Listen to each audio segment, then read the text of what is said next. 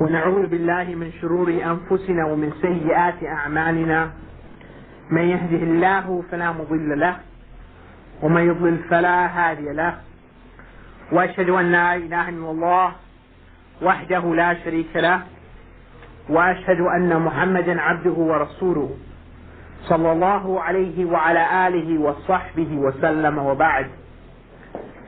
So I guess before we start this session, there are some questions which are left over from the previous session that has fallen upon me to respond to while we wait for Brother Jamal to come down.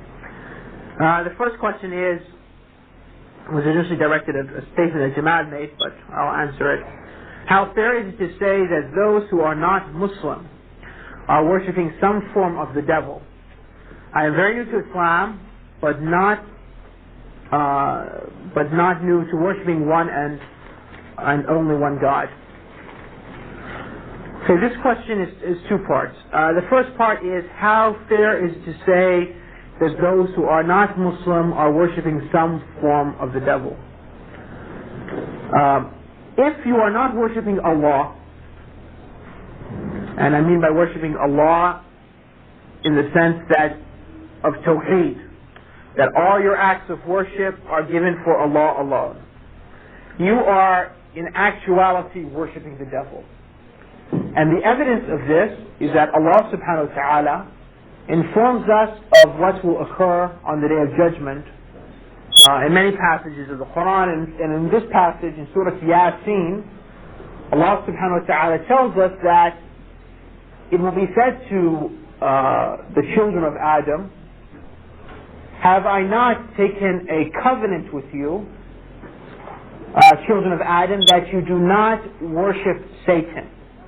Verily he has sent a large number of you astray. So here Allah subhanahu wa ta'ala, on the Day of Judgment, when the people are ready to take their final abode, a group of mankind being the minority, the very small minority in paradise, and the overwhelming majority in the hellfire, Allah subhanahu wa ta'ala will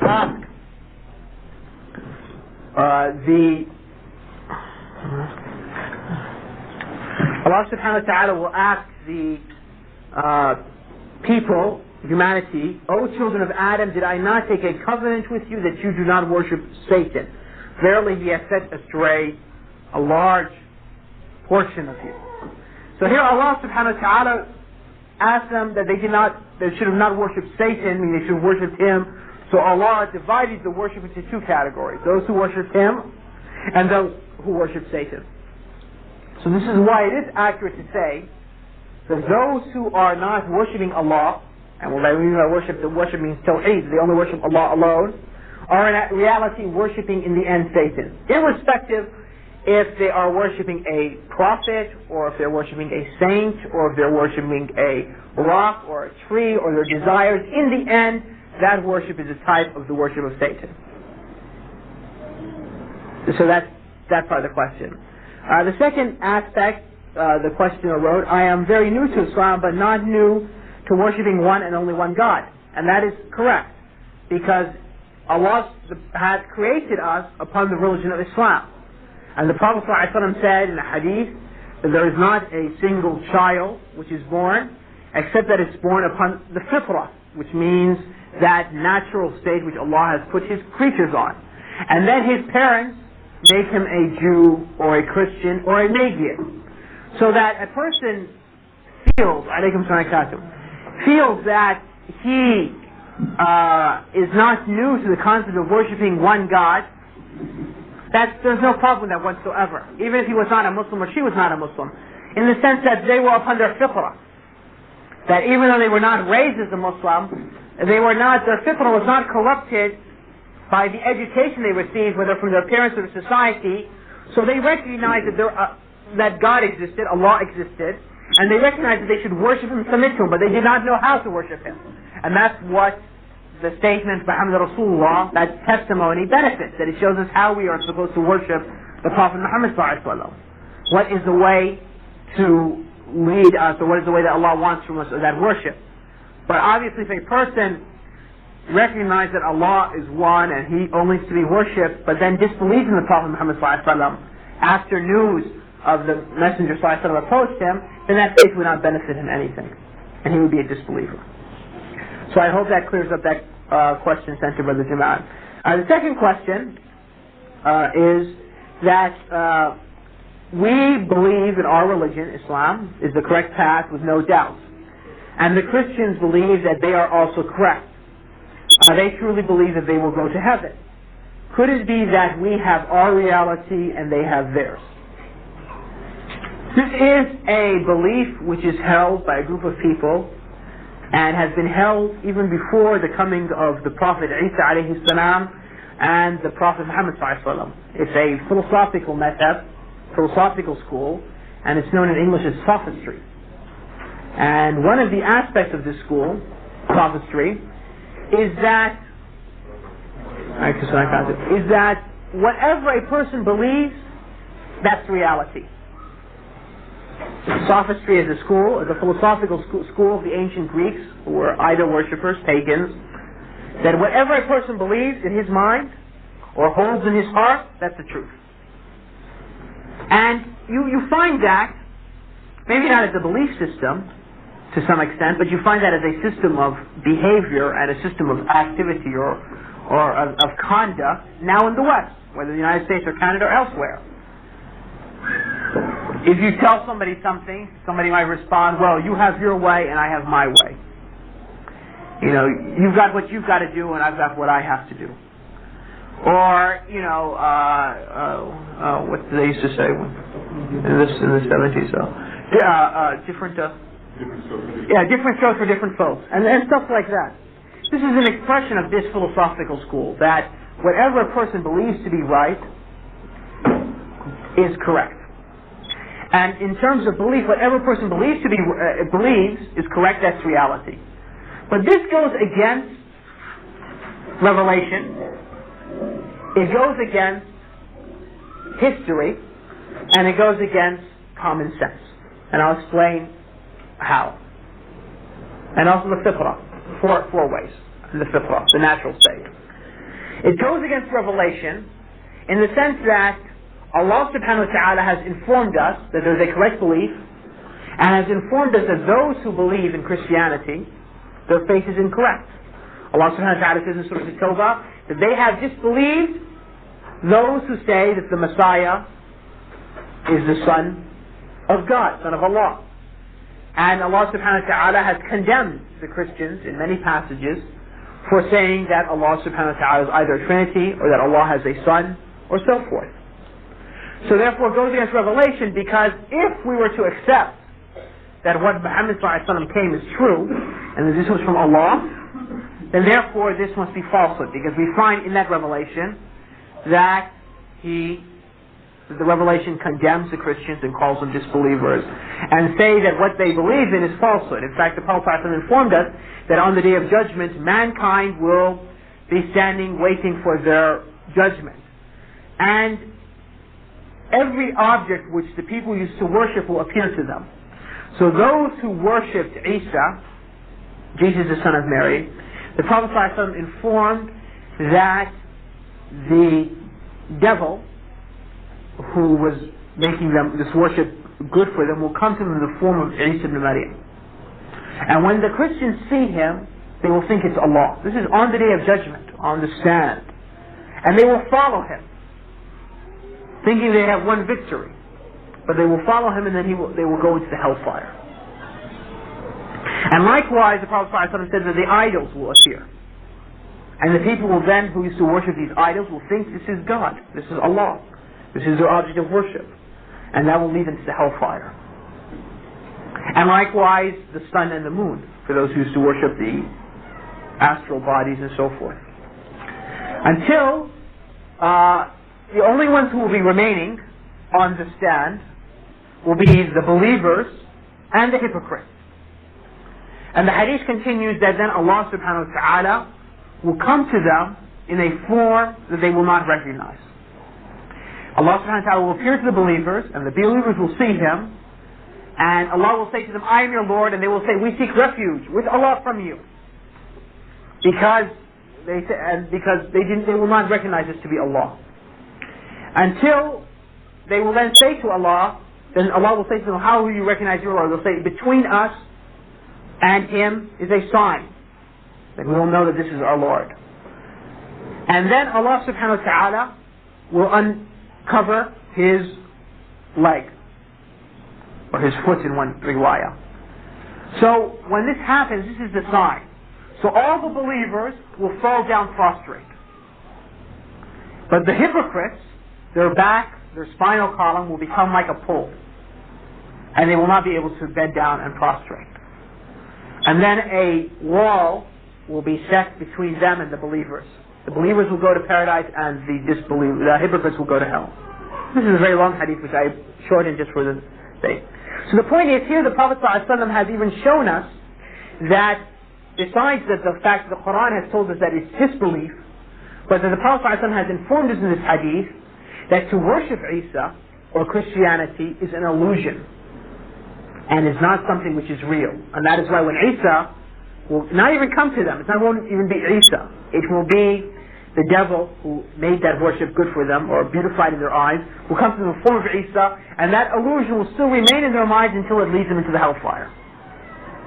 And also we know that before the ending of this world, before the day of judgment, Allah subhanahu wa ta'ala will send Isa one more time to the earth.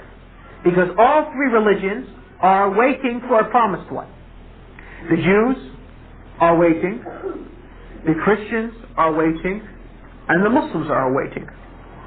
The Jews missed Isa the first time he came, and they disbelieved in him, except for a very small number of them, who recognized him to be the Messiah, alayhi salam, and to be Allah's final messenger sent to the children of Israel, and believed in him. The majority of the Jews called him, because he was born without a father, a virgin birth, they called him a illegitimate child. And likewise they accused him of being a sorcerer because he did miracles like curing the leper and also curing the blind and so forth. So they considered him to be a sorcerer. So since when Isa returns, the Jews will not recognize him to be Isa. So Allah subhanahu wa ta'ala has exchanged their faith with the faith of the Antichrist, of the Masih ad-Dajjal.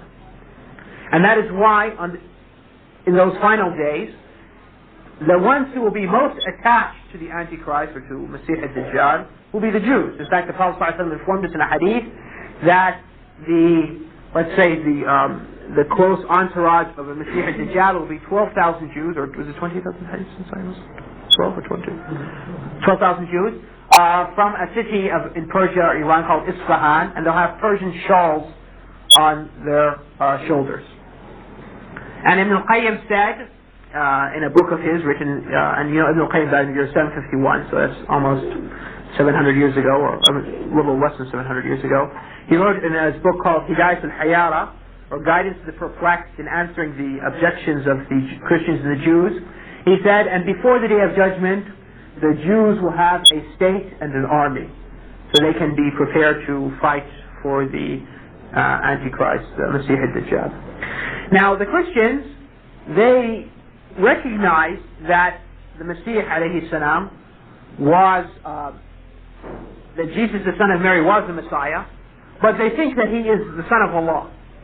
And so therefore when he comes, they will not expect that of him.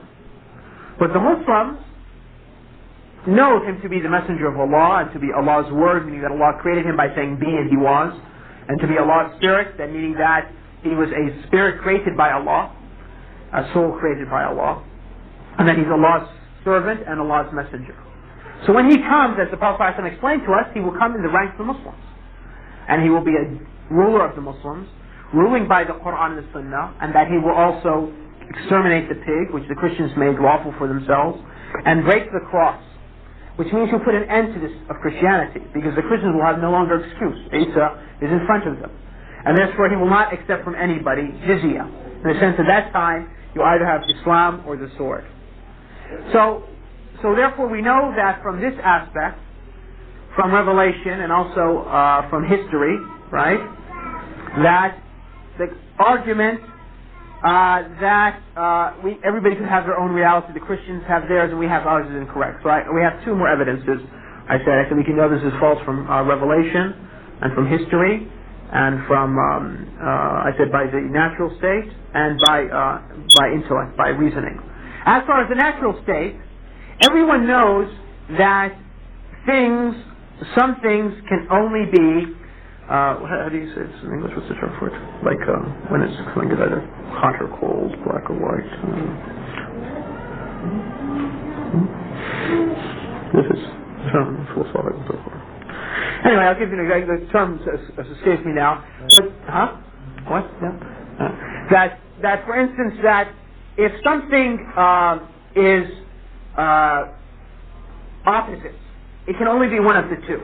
For instance, if something is either wet or dry, it can't be wet and dry at the same time. It can be either, it cannot be something being black and white at the same moment. It cannot be at the same time hot and cold and so forth. These things you know by common sense that they're opposite. And so therefore also the truth you will recognize in yourself if you investigate in your fitrah and also by common sense that the truth cannot be numerous. It only has to be one. Because either Muhammad ﷺ was truthful or not. Either Allah is one or He's a Trinity.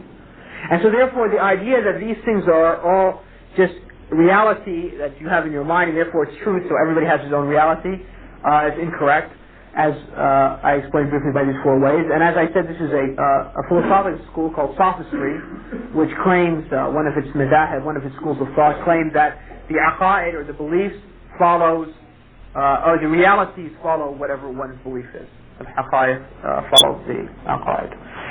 So, inshallah, that answers those two questions. Okay, so I guess we have now. Any more questions? I think that's just something. So we can now continue with the adherence to Qur'an and Sunnah and اتباع طريقة السلف. من المستعد. اتباع السلف قبل ما السلف يوصل لها السلف. Doesn't make any sense. خلينا. وين يسمع؟ ما شاء الله. Okay. So. Okay. So I guess this is the second part of the means to be steadfast upon Allah's religion. And the aspect which I was asked to speak about was adhering to the way of the earliest Muslims as one of the means that makes you steadfast upon your religion. First of all, who are the earliest Muslims, or in Arabic, as-Salaf? Who are they? They are, when we mean by this term, is we mean the Prophet ﷺ. First and foremost, we mean the Prophet ﷺ's companions, those whom the Prophet ﷺ met, and they believed in him, and they died in that state of belief.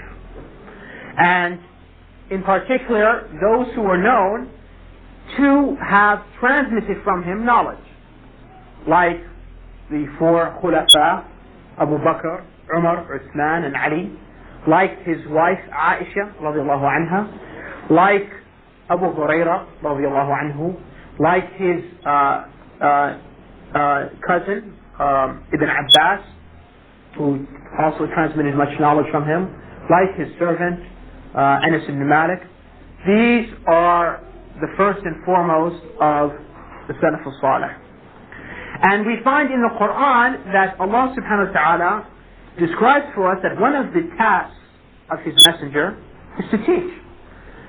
هو الذي بعث في الأميين رسولا من أنفسهم يتلو عليهم آياته ويزكيهم ويعلمهم الكتاب والحكمة. It is He who has sent or brought forth among the illiterates, meaning here the Arabs, because they were an illiterate people, a messenger from themselves, meaning that they recognized who he was, and they recognized his line of descent and so forth. And what does this messenger do? يَتْلُو عَلَيْهِمْ آيَاتِهِ. He recites unto them his verses, meaning the verses of Allah. He says to them, Allah subhanahu wa ta'ala has said this and said that. In other words, he transmits in the Qur'an.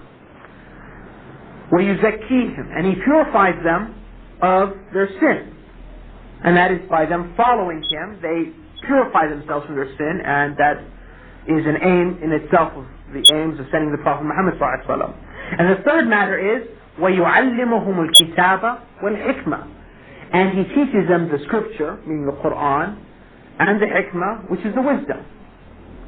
So the Prophet Muhammad ﷺ, as I alluded to before in another earlier gathering, that the Prophet ﷺ was not only a messenger in the sense that he just delivered to us the Qur'an and Sunnah, but also he was sent to explain it to us. And those who received this explanation from him were not only the best in understanding it because they were taught by Muhammad ﷺ, but also because they witnessed what happened. In other words, when certain verses were revealed, they witnessed the events that the verses were revealed by. When the Prophet ﷺ spoke because of a certain incident or a certain occasion, they were there to see what caused him to speak about that matter. And likewise, sometimes those verses or those statements were said concerning them, that they might have done something, and whether that thing was praiseworthy or it was something which was condemned. And as a result, Allah subhanahu wa ta'ala sent some verses, or the Prophet Muhammad ﷺ spoke about that matter. So they were taught by the Prophet Muhammad ﷺ, they witnessed the event, and likewise they are the best of the creation in the sense of their piety and their purity. And to this we find the hadith of Imran bin Husayn in Sahih al-Bukhari, where the Prophet ﷺ said, خَيْرُ النَّاسِ قَرْنِي ثُمَّ الَّذِينَ يُلُونَهُمْ ثُمَّ الَّذِينَ يُلُونَهُمْ, that the best of mankind, best of humanity, is my generation. Then those who followed them, then those who followed them. So the Prophet ﷺ said the best of humanity was his generation. And then came those who were to succeed that generation, which would be those who learned from the Prophet Muhammad ﷺ, his companions, who were taught by them. And then a third generation were taught by those. And there are many ahadith which praise these three generations. So, this is who we mean by saying our righteous predecessors or a Salaf al-Salih. The next question is, why do we need to follow them? Well, because we find, and something which we witness ourselves, that the Muslims have differed. I mean, when you first take Shahada, as soon as you take Shahada, you very quickly realize that Muslims have different ideas about what the religion of Islam is. If you didn't experience that before you took Shahada. So, therefore, this is one reason. We need to, not all these ideas can be all correct. I mean, there's obviously some truth and some falsehood to that. So, that's one reason. So we need to find out the truth. And also because the Prophet ﷺ himself informed us that his ummah would divide, and that his ummah would differ concerning matters of belief and action and also conduct. The Prophet ﷺ said, verily you will follow the ways of those who were before you, so much so as one sandal resembles the other. This is one narration of the hadith. And then he said that the children of Israel divided into 70 groups. There are 72 groups. And they all went into hell except for one. Am I mixing the two riwayas? No, I'm trying to think of the narration that 72. And that this ummah would divide into 73 groups, 72 would go to hell, and only one would succeed, would be saved. The Prophet ﷺ, when questioned as to the identity of that group, he said, they are those who are upon what I'm upon today and my companions. He didn't say to the Prophet ﷺ, this hadith tells us two things, that this ummah would divide, which we've discussed, but also the hadith teaches us what? That the Prophet ﷺ linked salvation with being upon that which he was upon and his companions. And he also didn't say that the saved group would be him and his companions. Because if he said it was just him and his companions, it means all of us who came after them would be doomed to the hellfire. But he said there are those who are upon what him and his companions are upon today. Meaning that the people can come afterwards and be upon that which they are upon. And this hadith reminds us of the hadith of Al-Irbad bin Sariya, where the Prophet ﷺ stood up one day, as Al-Irbad reports, and he gave them a maw'izah, an admonition, which made their hearts, their eyes fill with tears, and their hearts quiver with fear. So the Prophet's companions sensed that this speech was of great importance. So he said, "O Messenger of Allah, as if this was a farewell speech you're telling us, so advise us." The Prophet ﷺ said that they should fear Allah. That was the first advice. The second advice, that they should obey whoever is put in charge of them, even if it was an Ethiopian slave. And the importance of giving the significance of an Ethiopian slave was that you have to understand that in Meccan society or in Arabian society, which was a society in the time of Jahiliyyah of very sharp social divisions, the lowest rung was occupied by the slaves. And the majority of the slaves came from Ethiopia.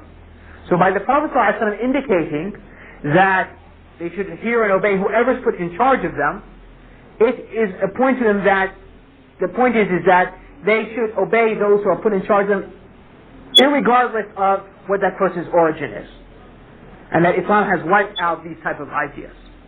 And then the Prophet ﷺ said that whoever will live amongst you will see many differences.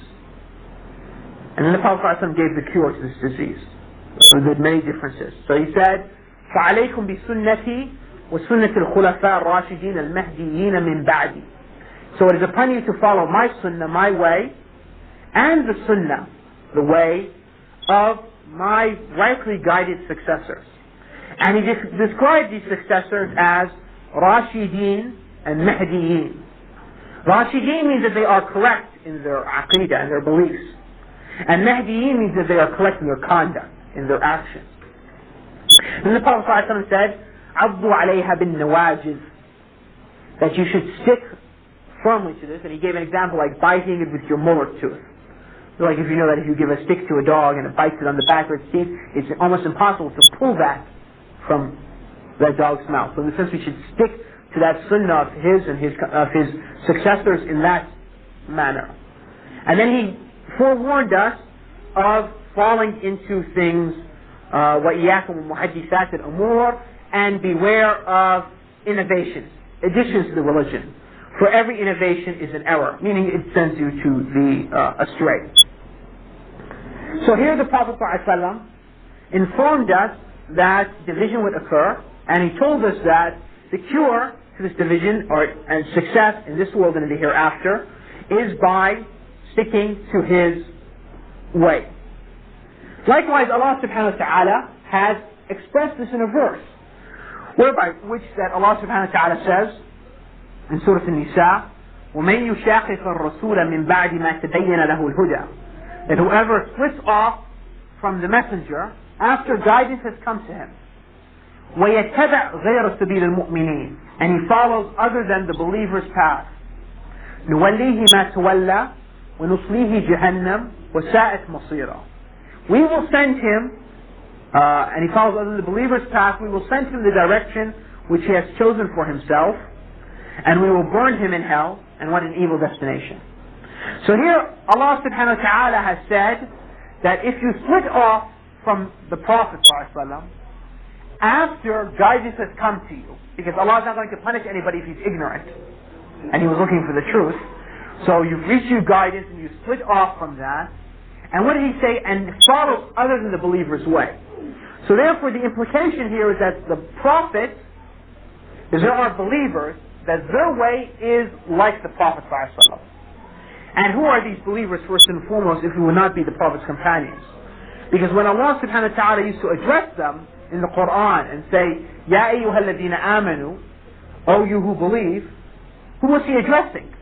I mean, yes, Allah subhanahu wa ta'ala was addressing every believer until the day of judgment.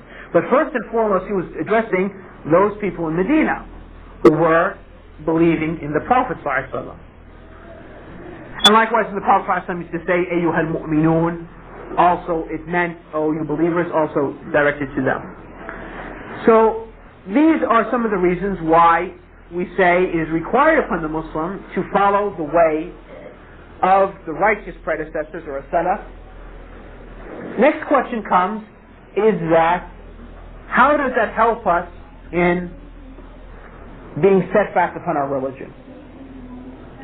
Well, if their way is the way of the Prophet Muhammad ﷺ, so any way which is at variance with their way, it means it is not the way of the Prophet Muhammad ﷺ. And if it's not the way of the Prophet Muhammad ﷺ, that means it's falsehood. And if it's falsehood, and you try to cling to it, you won't gain anything from it. That's the least that can come to you. The worst, that can actually harm your soul. So therefore, by following the way of the Salaf, the earliest Muslims, it means that you're following the truth. And the truth, by its nature, as Allah subhanahu wa ta'ala expresses the truth in the Qur'an, that it is yathbut, it is firm, and it is constant. It doesn't move like that. But as far as falsehood, it's an illusion, and it will remove. Likewise, you find that the way, another reason why following the way of the earliest Muslims helps us to be steadfast in our religion, and this is very much important, especially when you live in a non-Muslim society, that the way of the earliest Muslims, being that it's the truth, it's easier than the way who follows other than the way of the earliest Muslims. Because you know that Allah subhanahu wa ta'ala, when He sent this religion, it's a religion of ease. And that's why the Prophet ﷺ said, I was sent with al-Hanafiya as-Samha. Al-Hanafiya means to be Hanif, which means to swerve from shirk to tawheed, from the worship of other than Allah to the worship of Allah. In these matters, Islam is very strict, it's very clear. Very sharp division between creator and creation, between what is due to Allah and what is due to man, to other created beings. It's very clear, these matters. The attributes of Allah are different than the attributes of His creation, and so forth and so on. But in matters of religion, in matters of practice, it's a religion of ease. It does not have the burden, the chains and the yokes which were put upon the children of Israel due to their sinfulness. Nor does it have that looseness which the Christians invented for themselves. And we can show different examples for this. First with the Jews and the Christians, and then within this Ummah. You know that in Sahih Muslim, and perhaps in Bukhari also, that the Prophet ﷺ, it was informed to us that the Jews, whose their practice as their wives would be in their monthly period, they would not sit or talk with them or eat with them. They would separate themselves from them completely. And it was the practice of the Jews, and I don't know if they still are today practicing such, but they used to seclude their wife in a room by herself in Medina until she would finish her period, and then she would come out to the rest of the house.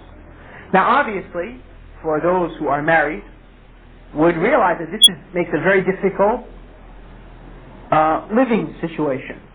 Islam, being a religion of ease, did not prevent us to have interaction with our wives or with any woman who from our family, immediate family, when they're in that state, but only forbade between husbands and wives that they cannot engage in sexual intercourse during that time. This is all that it forbade. Likewise, it was from the practice of the Jews that it was forbidden from them. Now, as far as the Christians, they have everything is permitted for them. They don't have any bonds and so forth whatsoever in these matters. Likewise, when you come to questions of the meat, certain types of the flesh of animals which are slaughtered are forbidden from the Jews. And until today, if you go to any Jewish butcher, you will find pieces of meat that they just throw out. They're willing to sell you for a paltry price, even though they've been forbidden to do this, but they'll, because they don't eat it. But for us, this has not been put upon us, and we're allowed to eat anything which is according to the rules of slaughtering, the primitive Sharia. And so therefore this chain has been removed from us.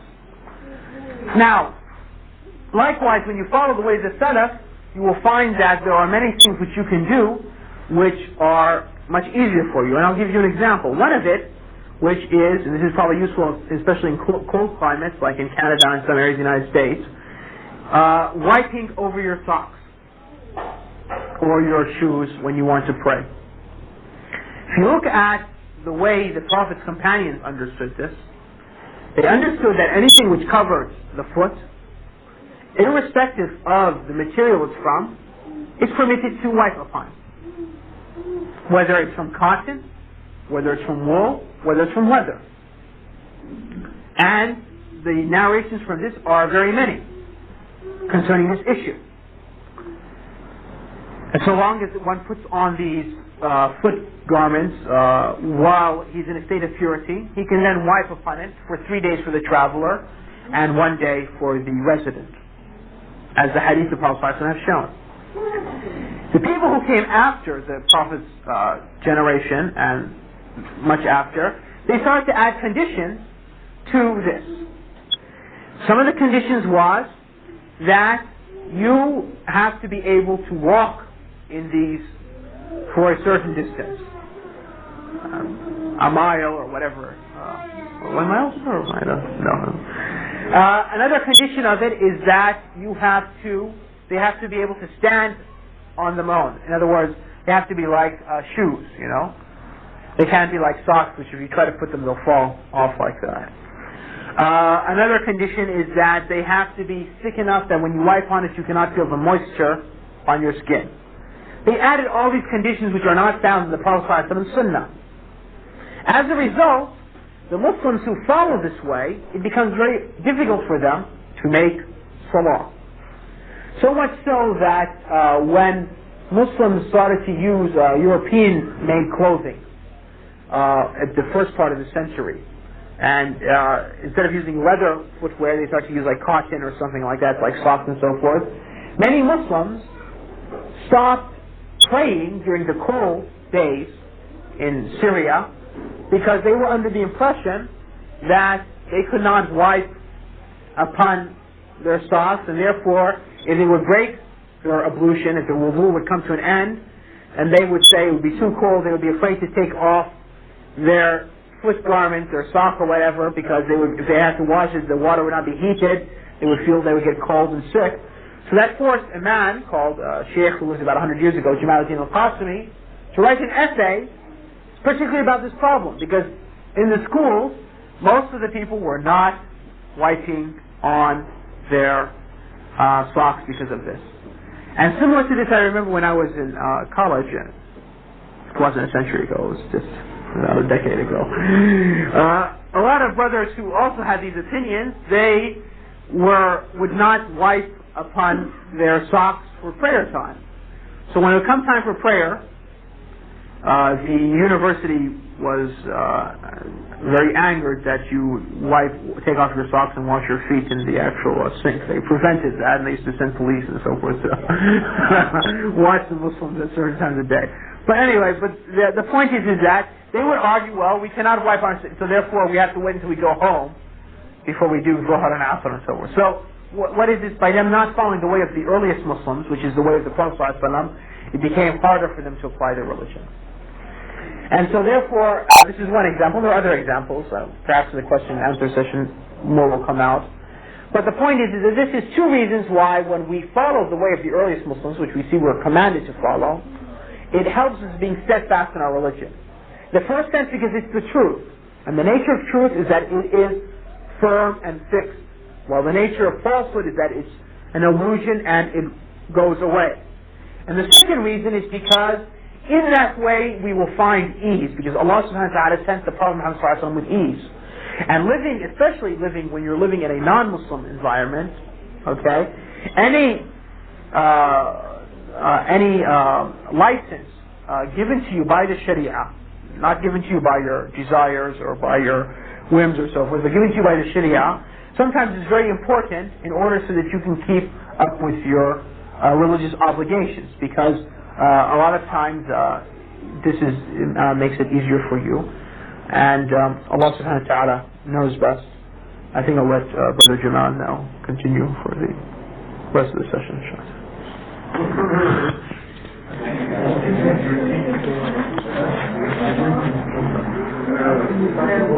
بسم الله الرحمن الرحيم الحمد لله والصلاة والسلام على سيدنا محمد وبعد. inshallah, to try to continue some of our discussion of some of the means that will help us, inshallah, stick to the straight path.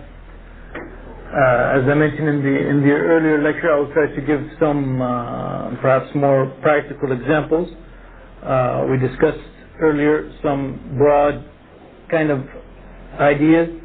Brother Ali has given us a very important theoretical framework, and I think inshallah I'll just follow that up with a few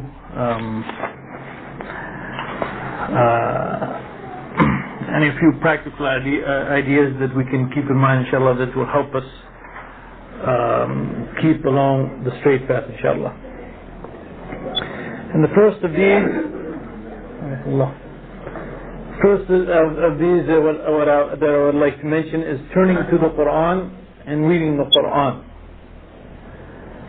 And Allah subhanahu wa ta'ala revealed the Qur'an to the Prophet Muhammad sallallahu alaihi wasallam over a matter of years, not just at one time, but Allah subhanahu wa ta'ala gave the Prophet sallallahu alaihi wasallam and revealed to the Prophet Muhammad sallallahu alaihi wasallam in order to make his heart firm and in order to make his deen firm and keep him strong, and to keep the believers with him also strong. And in other words, when they passed through certain circumstances, Allah subhanahu wa ta'ala revealed some verses that were relevant to that time and relevant to what the believers needed to help them remain strong and remain steadfast along the path. Well, of course, and now that the Prophet Muhammad sallallahu alaihi wasallam has passed, this and the Qur'an has been revealed in its complete form, of course this doesn't occur anymore. But at the same time, when we turn to the Qur'an, we can still get this effect upon us of it having an effect of keeping us along the straight path and helping us to follow the path that is pleasing to Allah subhanahu wa ta'ala. And when we read the Qur'an, for example, the Qur'an is one of the strongest means for us to increase our iman. And when we read the Qur'an, when we read the words of Allah subhanahu wa ta'ala, and when we turn to the Qur'an to listen to the Qur'an and to listen to the message of Allah subhanahu wa ta'ala that has been revealed, and for our benefit, and it will remind us of Allah subhanahu wa ta'ala. It will remind us of the greatness of Allah subhanahu wa ta'ala. It will remind us of our purpose here, our life here, what we are doing, what we shouldn't be doing, and so forth. Well, as I said, inshallah, it will increase our iman, and it will help us be strong and be attached to the path of Allah subhanahu wa ta'ala. Secondly, also, as it did with the Prophet Muhammad sallallahu alaihi wasallam and with the believers at that time, it can still make our hearts firm and give us the peace and the confidence that we need to live through this world. And many people nowadays, they complain about how difficult it is to practice Islam in this world, and all the trials and all the tests that they have to face. But if you turn to the Qur'an and read the Qur'an on a daily basis and see how Allah subhanahu wa ta'ala had tested other people in ways much greater and much more difficult than the kind of tests that Allah subhanahu wa ta'ala is putting us through, and how Allah subhanahu wa ta'ala had always given the believer strength and support, and how in the end was always for the believer and for truth. So even as we face difficulties, as we face some of the same things that were faced by people before us, and as we turn to the Qur'an and read about them, and these things will remind us that this path that we're following, it was followed by many people before us, by the prophets before us, by the martyrs before us, by the righteous people before us. And Allah subhanahu wa ta'ala always helped the believer out. Allah subhanahu wa ta'ala always gave the believer, after facing any difficulty, Allah subhanahu wa ta'ala always gave him his reward and gave him ease. As Allah subhanahu wa ta'ala says, إِنَّمَا الْعُسْرِ يُسْرًا, that with hardship comes ease. And as some of the mufassirin have mentioned, that means with every hardship comes two eases. Is that English? Anyway, yeah, but that doesn't mean much, unfortunately. And with every since Allah subhanahu wa ta'ala for hardship uses the definitive or the definite, and uses the indefinite for ease, this means that the hardship is one in those two verses, that every time someone faces hardship, Allah subhanahu wa ta'ala will give him two forms of ease or two aspects of ease afterwards, inshallah, if he is firm and sincere to Allah subhanahu wa ta'ala. Also, by reading the Qur'an and turning to the Qur'an, and it gives us the real worth of this dunya. Because one of the things that can really take us away from following the straight path and being firm in the way of Allah subhanahu wa ta'ala is this dunya. So when we go to the Qur'an, we see how Allah subhanahu wa ta'ala talks about this dunya and the parables that Allah subhanahu wa ta'ala gives us about this dunya, so along the straight path and not to allow us to stray. And as I mentioned in that lecture, I talked about how Allah subhanahu wa ta'ala has ordered us to make that dua, and at the same time Allah subhanahu wa ta'ala has shown us or has given us the most beautiful way of making dua when we ask in Surah Al-Fatiha to be guided to the straight path, such that inshallah Allah subhanahu wa ta'ala will answer that dua for us and keep us among the straight path.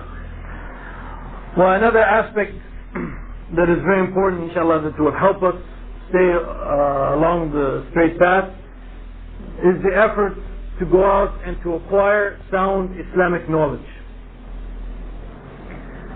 And because one of the ways, obviously, of leaving the straight path is by acting and doing deeds while at the same time you do not know whether or not those deeds are in fact correct.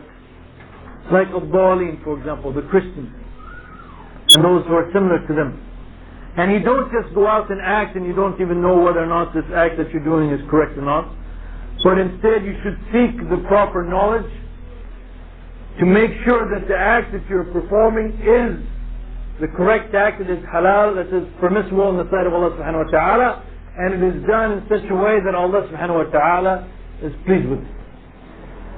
Plus, when you go out and you increase your knowledge of the deen, and increasing your knowledge, this is one of the greatest ways, inshallah, of increasing your yaqeen or your certainty about the deen. Yani that it is true. And there's no question that it is true. And everything in the Qur'an is true. And everything that the Prophet ﷺ stated was true. And the more that you have knowledge, and the more the doubts from the shaitan will be removed, the more the questions will be removed from your heart, and you will know and you'll see clearly that this is the correct path and this is the only path to Allah subhanahu wa ta'ala. You will not have to ask about Christians and Jews and the way they're going and think about are they also going there and so forth, but you will know with certainty that this is the path to Allah subhanahu wa ta'ala, and the more that you have knowledge of that path, the more you'll have that certainty. And of course, anytime you're really certain that this path leads to the goal that you want to achieve, and even in general, any path, when the more certain you are that that path leads you to where you want to go and will get you to your destination, then you will have more confidence in it and you will follow it, and nothing will make you, inshallah, swerve from that path. Another aspect which I had kind of alluded to earlier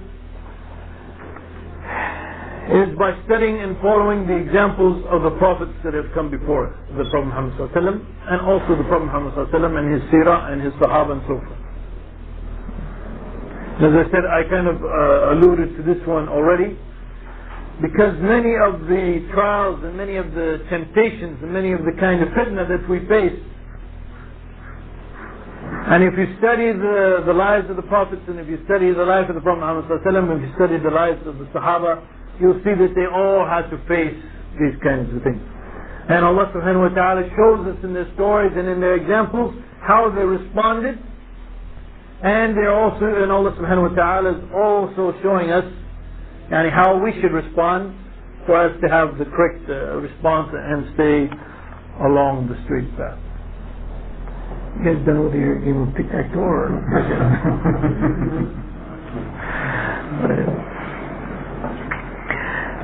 Another aspect to keep in mind is sticking to the jama'ah and doing your best to have pious friends.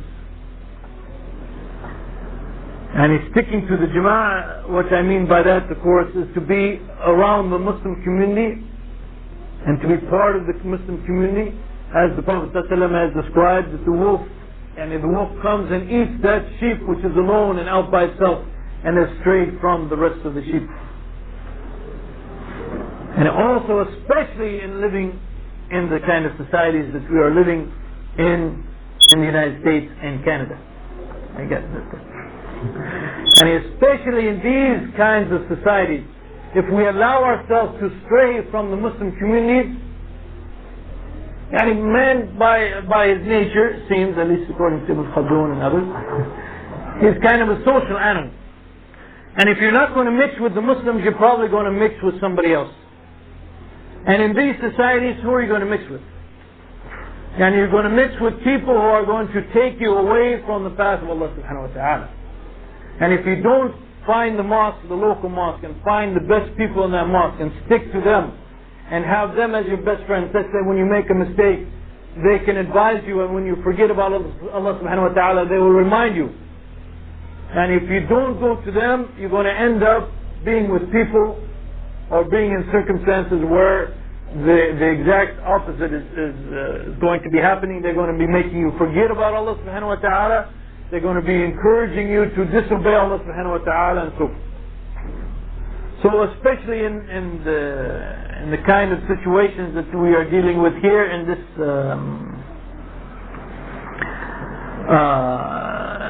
this world, and especially under these circumstances, we have to stick to the Muslim community and help one another, and all of us should help one another to stick to the straight path and keep ourselves from straying from this straight path. And let me just mention one final point, so there'll be plenty of time for our brother Idris to speak. Okay. And that is the final point I would like to mention is something that the Prophet ﷺ had told one of his Sahaba, had told one of his young Sahaba, Ibn Umar. And he told it to him while he was young, meaning this is, we get the sign from this from the Prophet Muhammad ﷺ that, and it is when our Muslim, when our children are young, actually, that we should start giving them really the lessons of life so that they grow up knowing those lessons. Well, the Prophet ﷺ told Ibn Umar to be in this dunya, and يكون في الدنيا كأنك غريب, يعني be in this dunya as if you are a stranger or simply a traveler passing by.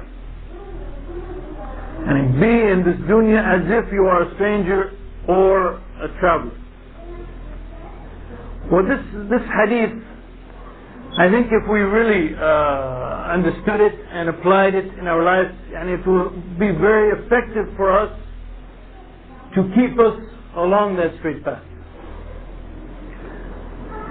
And in the stranger, this is someone who is living in a land, but his heart is not attached to that land. And that is not his home.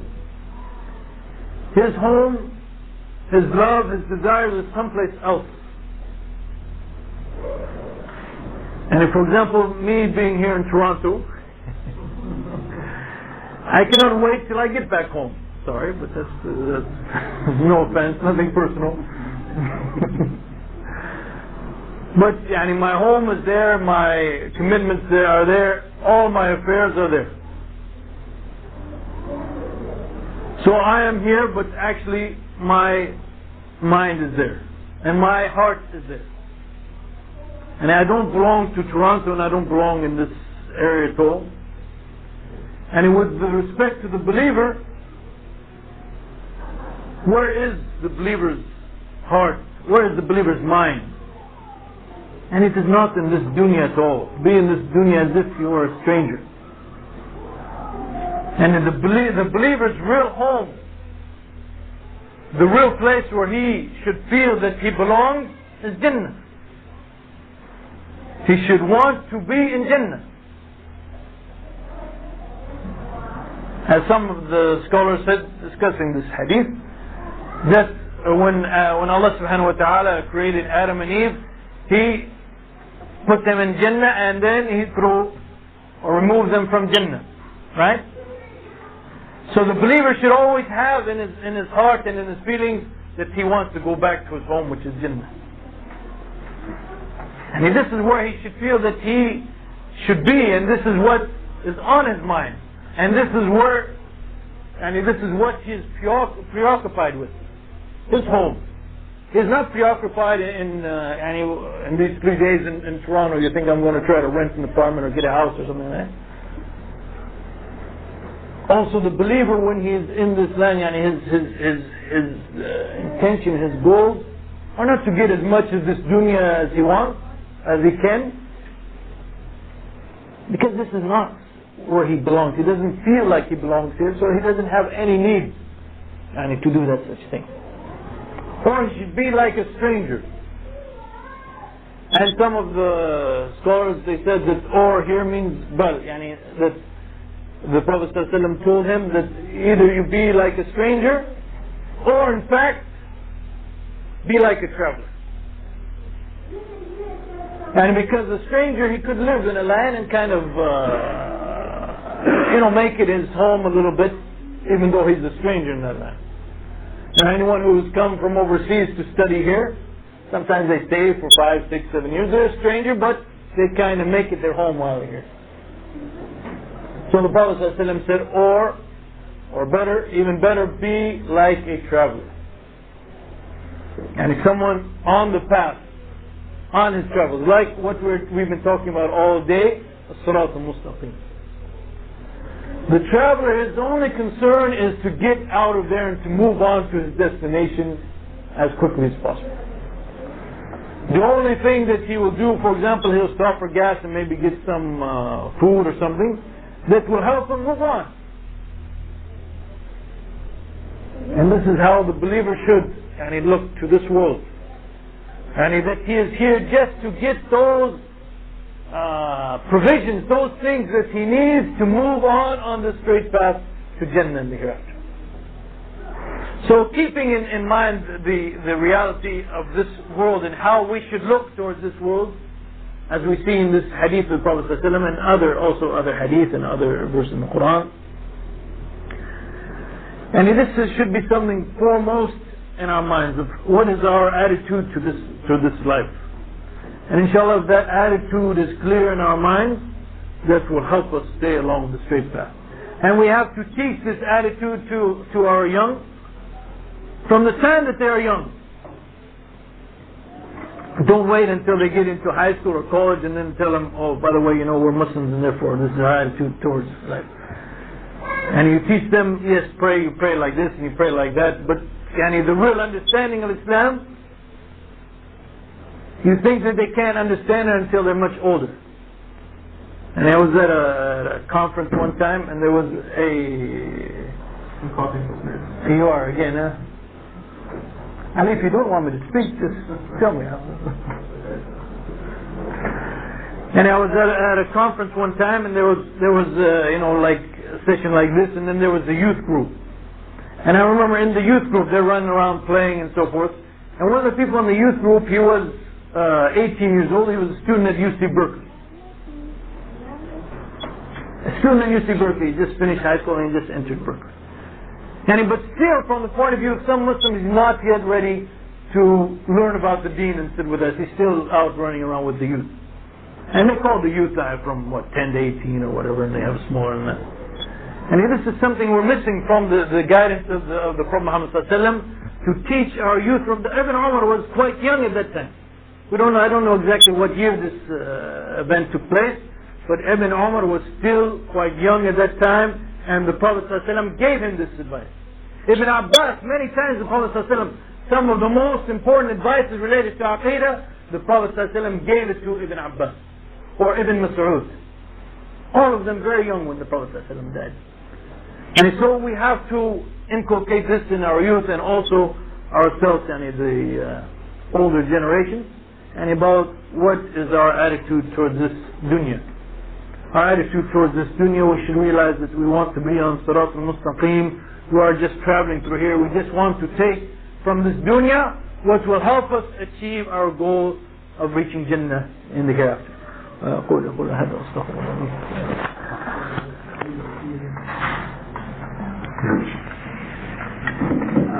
So there's a question and a comment, and I'll take the comment, and the question will go to Brother Jamal. The comment is, the brother or sister writes, this is my first time at one of your gatherings. May Allah subhanahu wa ta'ala guide us all. I won't be coming to the next one, inshallah, if it is held here again because of the alcohol and the zina, I guess maybe zina. Aren't we supposed to keep away from places like that? There is an empty masjid just 3 minutes away, and we are praying here, subhanallah. It's large enough to accommodate us all, kitchen facilities too. Well, this is a good comment, and may Allah reward the person who wrote this comment. Myself and Brother Jamal and Brother Idris are not from this area, and we are not the organizers of this gathering, or we are guests invited here. I don't think any of us were aware that there's a masjid 3 minutes or 30 minutes away from here. And I think all of us at this table also are very disturbed by the fact that there is alcohol and there are people who are not dressed in Islamic garb. And I can say for myself, and I also perhaps I'm sure that Jamal and Idris would agree, that Muslim organizations should always try to, when having events, try to have events simply and also in as much of an Islamic environment as possible, given the fact that we live in a non-Muslim society. So this comment is a very good comment, and I think we all agree to it. But at the same time, one shouldn't be to the point saying that I will never come to a gathering again if it's like this. I mean, one should weigh the benefits gained and the harms at a gathering like that. I mean, all of us, I'm sure, will say, I have to go to the store, and in the store that he goes to, he will have to go there, and he will see at the store they'll be selling liquor, and people will be dressed not in an Islamic manner, but yet he still knows, or she knows, that she has to go to the store to buy the necessities for the household. And likewise, we go to school, and we go to work, and so forth, because we see them as necessities. So therefore, in terms of this thing, I mean, if it's a necessity for us to learn, we should hate the bad that's there at the gathering and encourage the people to make it much more closer in line with the Sunnah. And I think that the person who wrote this question should raise it to the people who are in charge, and I will take this paper myself to them and make sure it gets to the people in charge and along those lines.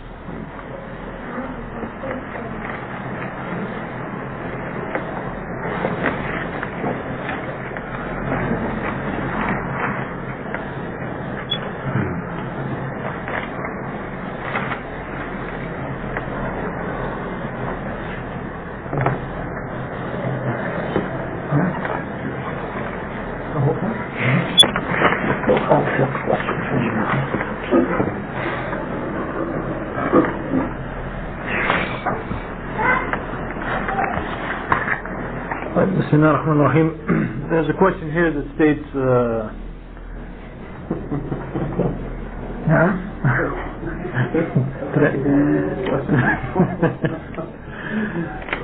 there's a question here that states my husband has a beautiful beard and he enjoys and loves to wear his distasha when he gets home from work.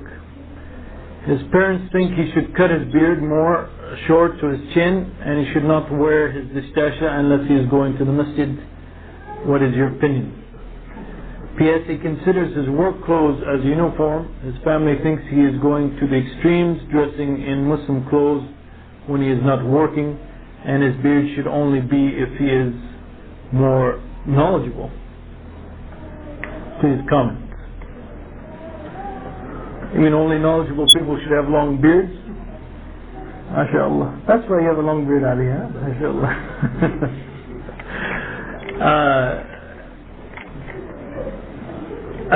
And if wearing a beard and wearing, a dishdash is considered extreme,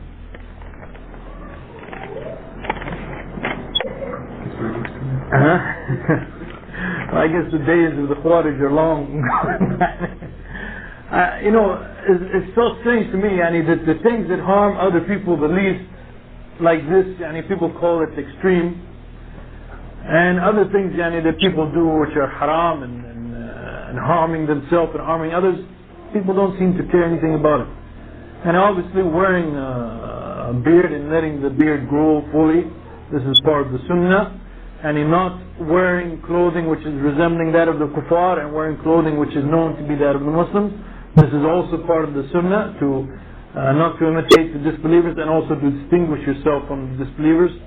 So I think obviously, inshallah, this brother is doing what is correct, and I think maybe the parents should be talked to, that there's no reason that for them to object to what he's doing. He's not harming anybody, inshallah, by his behavior, and his behavior is, inshallah, in no way contradicting the Qur'an and Sunnah, and that is the important thing about whether or not it is contradicting the Qur'an and Sunnah, and his behavior is not. So inshallah, it is commendable behavior.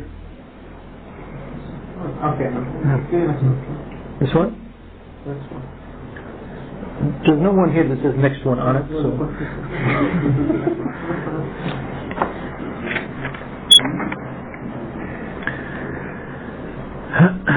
The question here says, so many times I see a Muslim couple with their family and the Muslim sister is dressed Islamically correct, but the Muslim brother who dresses Islamically in the masjid is wearing Western style dress out of the masjid. Many non-Muslims believe in the myth that Muslim women are oppressed by Muslim men, and when they see Muslim men in shorts and their wives covered, this just enhances their myth. Do you not believe that Muslim men should dress more Islamically? Yes, I do. A beard is worn by Jews and Christians. Also, how many brothers dress Islamically today, dress this way from here, and away from here, dress this way away from here? I don't know. But the first one, sure, there's a problem. Many yes, the first one, there's no question that many brothers do not dress properly, while at the same time they insist that their wives dress properly. There's no question that that phenomena exists. Here's my question.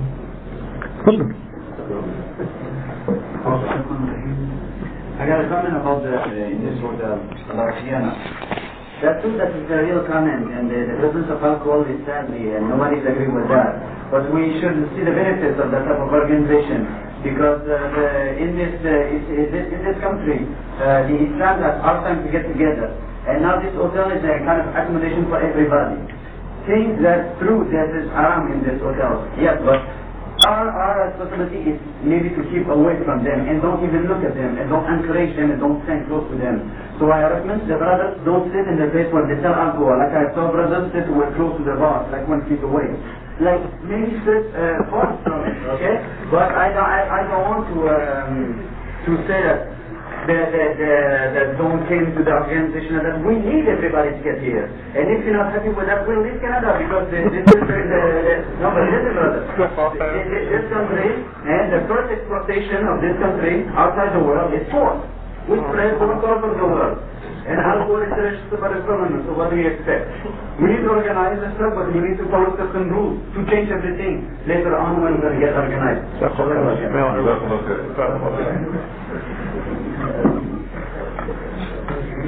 If you're looking for a place to live outside of Canada, Boulder, Colorado is, Jamal is always looking for good men to strengthen Boulder. People's Republic of Boulder. We'll make it once it becomes the Islamic Republic. So.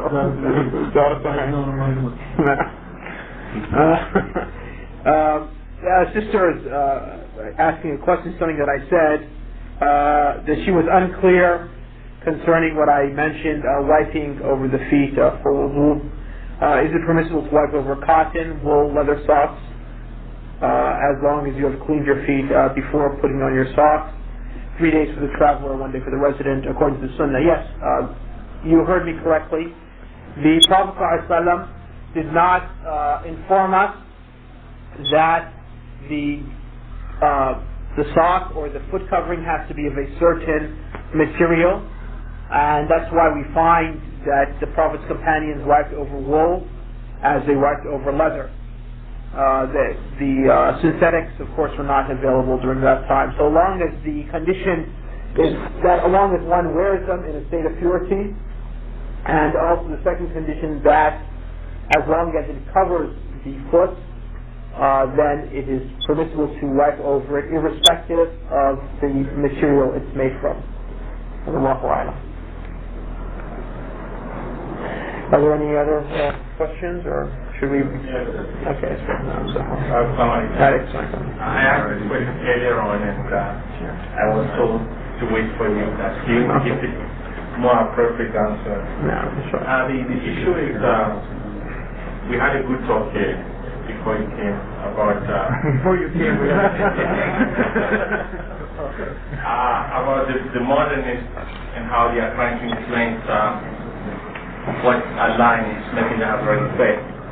And the question that I raised was, if the modernists are doing all these things that we have seen are wrong and doesn't agree with the Qur'an and Sunnah, and we are trying to respond to this, is it appropriate for us to identify ourselves by other names than Islam, since we know that being a Muslim and being following the true path of Islam entails doing what the Holy Prophet Muhammad has already said and what Allah commands in the Quran.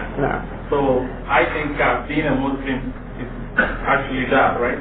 So do we really need another name and another descriptive term to combat all these new phenomena? No, as far as our name, the brother was asking a question that we see what the modernists and other sectarians have done. Is it necessary for us, encountering them, to give ourselves a name other than that of Islam? We have no other name than that of Islam. And we do not refer to ourselves other than Muslimun, Mu'minun, Ibadullah, Muslims, believers, and servants of Allah. However, though, as a description, we're not talking about a name, as a description, the Sharia has permitted us to describe ourselves by different things. Like, for instance, my name is Ali at-Tamimi. So I am describing myself, my name is Ali, but I'm describing myself as being a Tamimi, which is a tribe of people. Another person might describe himself as being an Egyptian, or as a Yemeni, or as a Shami, to a part of the world. A third person might describe himself as being of a certain type of work, that he is, for instance, a Najjar, a carpenter, or that he is a Zahabi, selling gold and so forth. So these type of names are permitted to use as descriptions. And likewise, if we were to describe ourselves, in a sense, we call ourselves Salafis, or we call ourselves Sunnis, or so forth, there's no harm in this, because these are terms which have been praised in the Sunnah of the Prophet ﷺ and also in the Qur'an. And that is why we find the Prophet's companions, for instance, like Ibn Abbas radiallahu anhu, in describing the verse from Surah Al-Imran, where it says that on a day when faces will become whitened and faces will become blackened, Ibn Abbas said, as far as those faces will become whitened, they are the faces of Ahl Sunnah and al-i'tilaf, which means those people who are harmonious. And as far as the faces which will be blackened, they are the faces of Ahlul Bid'ah, which means the heretics, wal-ikhtilaf, the people who have disagreed. In other words, they are in variance with the Sunnah of the Prophet ﷺ. So this is something that was used by Ibn Abbas from the Prophet's companions. So when one says to himself in this manner, it is permitted as a description, in the sense that he is distinguishing himself from the others. But with this, one should know, also before I want you to say this point, that also Allah subhanahu wa ta'ala referred to the believers as different groups in the time of the Prophet Muhammad sallallahu alaihi wasallam. He referred to al-muhajirun, those who made hijrah, and he referred to them also as another group as the Ansar. And they were those, the people in Medina, who gave shelter and help to those who migrated from Mecca. So the fact that some of them were called as muhajirun and others were called as Ansar did not negate them being Muslims and being brothers. However, though, when one time two young boys, one from the muhajirin and one from the Ansar, got into a fight, into a scuffle. So the one from the Ansar said, "Oh Ansar, come to my aid." And the one from the Muhajirin said, "Oh Muhajirin, come to my aid." The Prophet ﷺ, when he's hearing this, he became angry, and he said, "Da'uha, فَإِنَّهَا نَتِنَا." Forsake this, for it is something which is filthy or something which is dirty. So if one is to use these terms, whether Ahl Sunnah or Salafi or whatever the term might be, Ahl Hadith, in a sense of partisanship, and in a sense to try to make himself distinguished from the other believers, not because of he is saying these are my beliefs and these are my ways and so forth, but in a sense in order to give victory to himself, in order to for self-justification and so forth, then this is something which is not praiseworthy. So the answer is, our name is Muslim, as mentioned in the Qur'an, and as the Prophet ﷺ said, call yourselves Muslims, Mu'min, Ibadullah. This is what we call ourselves, okay? To use the description, whether it refers to a people, or to a country, or to an employment, or to, in this case, to an understanding like the way of the Salaf Ahl Sunnah Jama'ah, is not anything wrong with that, and unless it is used in a sense of partisanship. Okay? So there's no wrong. For instance, somebody asked, I asked the brother, "Where are you from, brother?" And he said, "I'm from Somalia." There's no sin in this. But for instance, if a brother said, "Oh Somalis, unite, and let's forget about the rest of the Muslims, and because you're not from Somalia, you're from, let's say, Eritrea, or from Kenya, or from Ethiopia, we're not going to consider you," this is obviously blameworthy, right? So, in this sense, and I hope that answers enlightening, perhaps Brother Jamal wants to add something to that.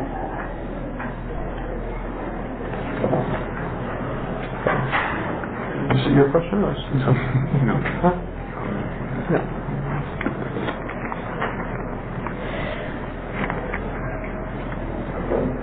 I think we're coming close to Salah. We have to make it very quick. Yeah, this will probably be the last one. This side of the room, then. والصلاة والسلام على رسول الله محمد وعلى آله وصحبه أجمعين. السلام عليكم ورحمة الله وبركاته. عليكم السلام.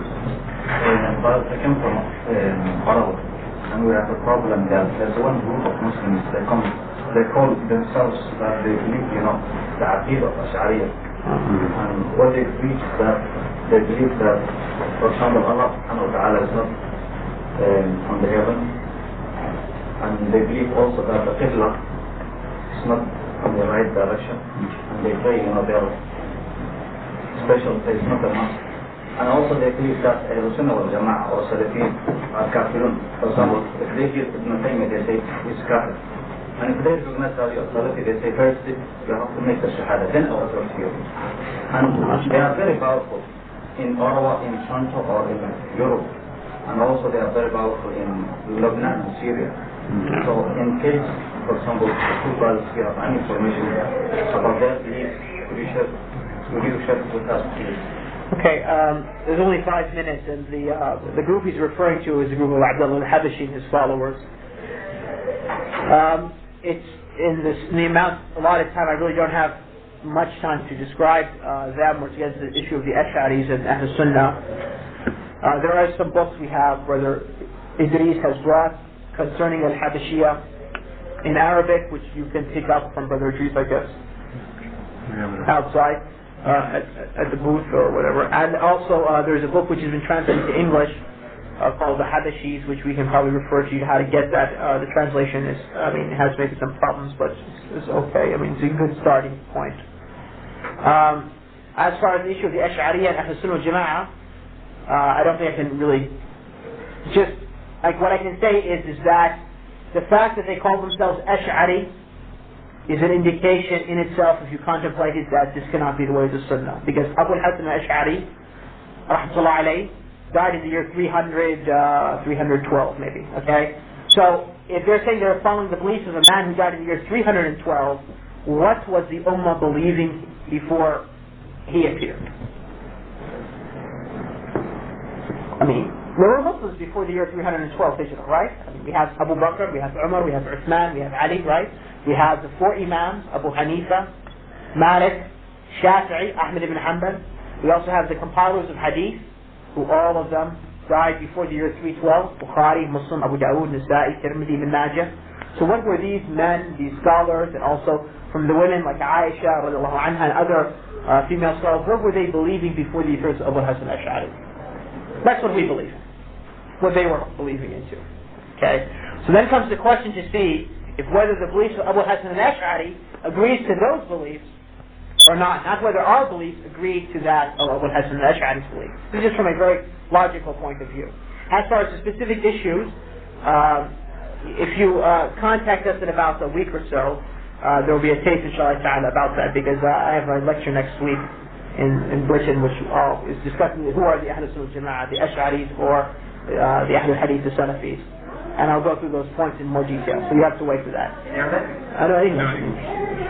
So, well, I guess that was it.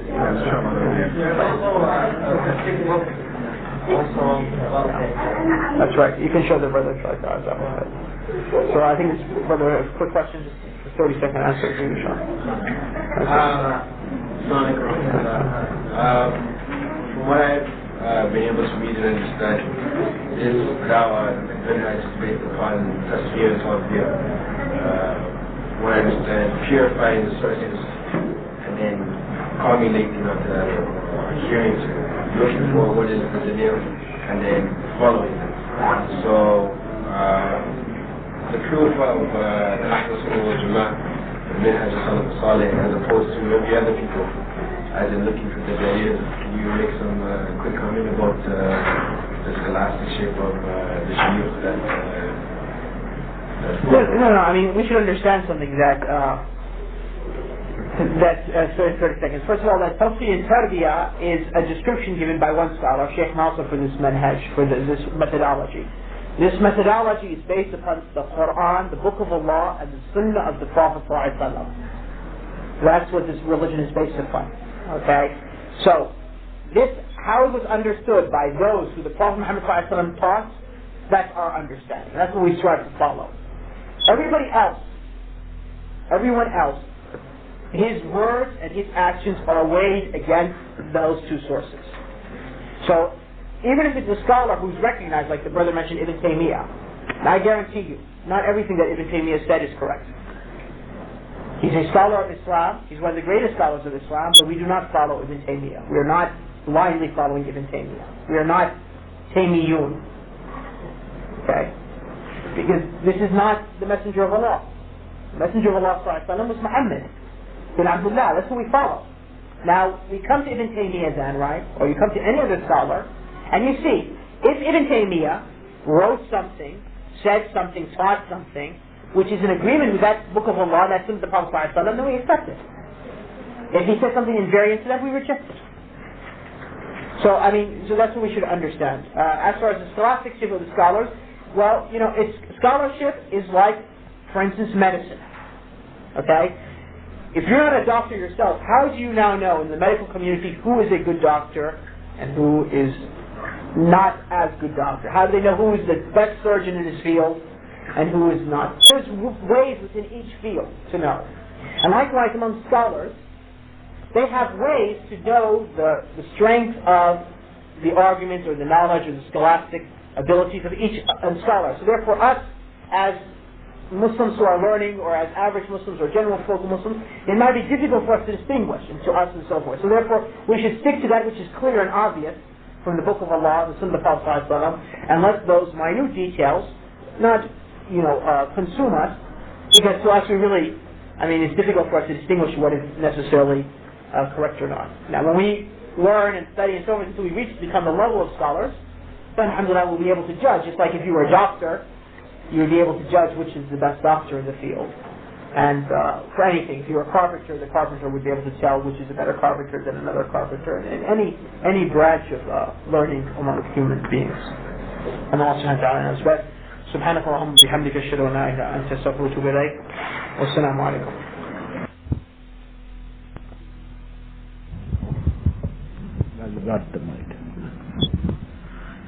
الحمد لله والصلاة والسلام على رسول الله.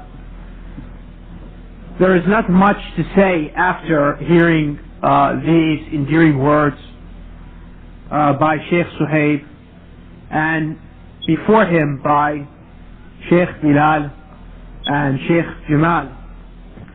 However, I would like to address my brothers, in particular those brothers who have, by the grace of Allah, have been guided not only to the religion of Islam, but also seek to adhere to the way of the Salaf, with three brief advices.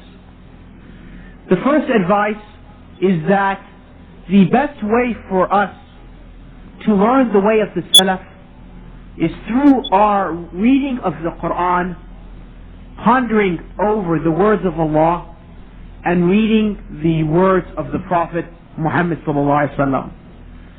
Each one of us should have in his household at least one collection of hadith, where he always tries to read and understand the commands and injunctions given to us by the Prophet Muhammad sallallahu alaihi wasallam. And likewise, more importantly, the Qur'an, Allah's words which He revealed to mankind as a guidance and a light.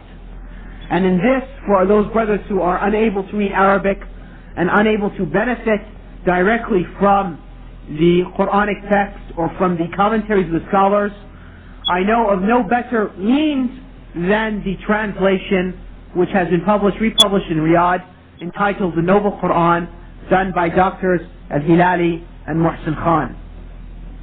The second advice is that we who would like to adhere to the way of the Salaf should emphasize that which is clear and obvious of the Islamic religion, and not try to delve a lot of time, as sometimes we do, into a lot of matters which are, not to say insignificant, but in which maybe the evidence to is not as clear.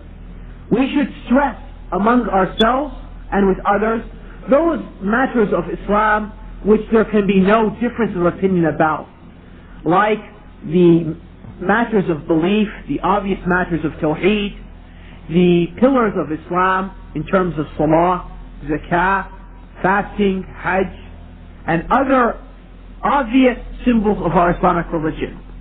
And the third advice is that we should not reduce a da'wah salafiyah to a cult, in the sense that we only know ourselves and we do not mingle with the people. The people are in need of us to bring to them this light which Allah guided us to. Just like we were in need at one time in our lives to be brought to this light. And unless we learn to humble ourselves and to be useful to our fellow Muslims, we then only keep the Muslims away from this good which Allah has guided us. And with that, I ask Allah subhanahu wa ta'ala to bless us to remain upon His path until we meet Him on a day in which neither wealth nor honor will help a person. أقول قولي هذا سبحانك اللهم وبحمدك أشهد أن لا إله إلا أنت أستغفرك وأتوب إليك.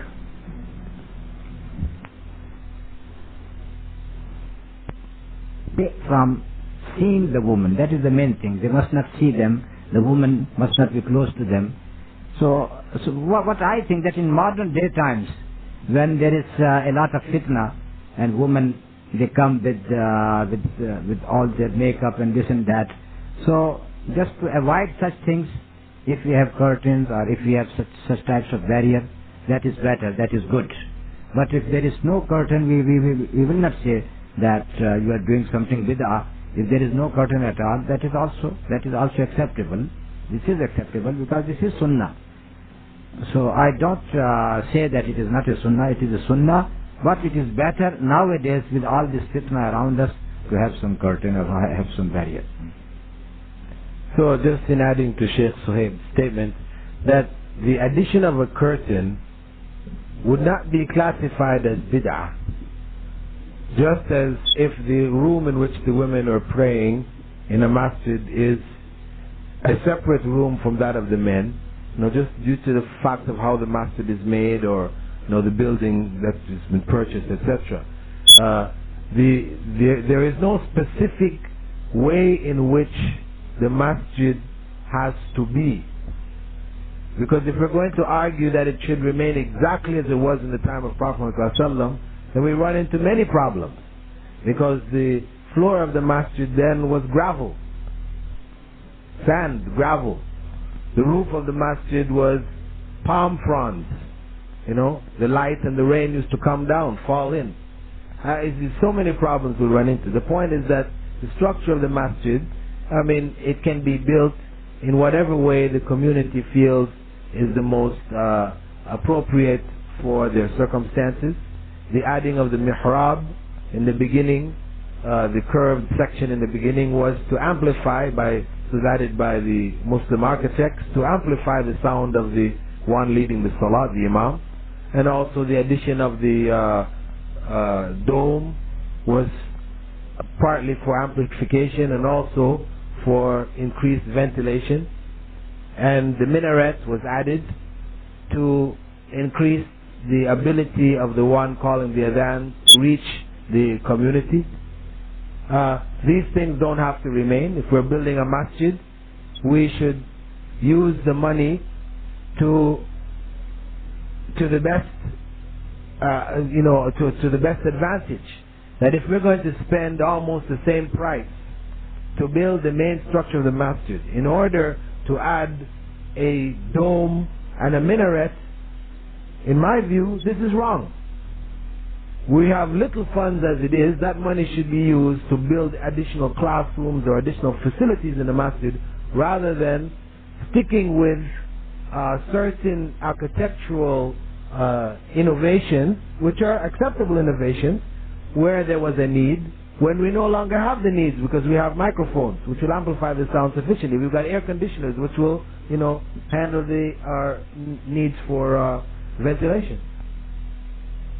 So the addition of a curtain or a separate room for women would not be considered to be bid'ah if the community decided to do so in order to prevent fitna from taking place in the community.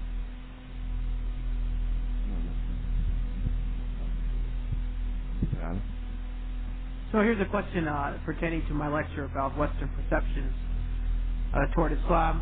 It's asked, is there a good book in English which refutes all those misconceptions about Islam in Western literature? Unfortunately, I haven't come across such a work, although I am familiar with a book which was written by a Muslim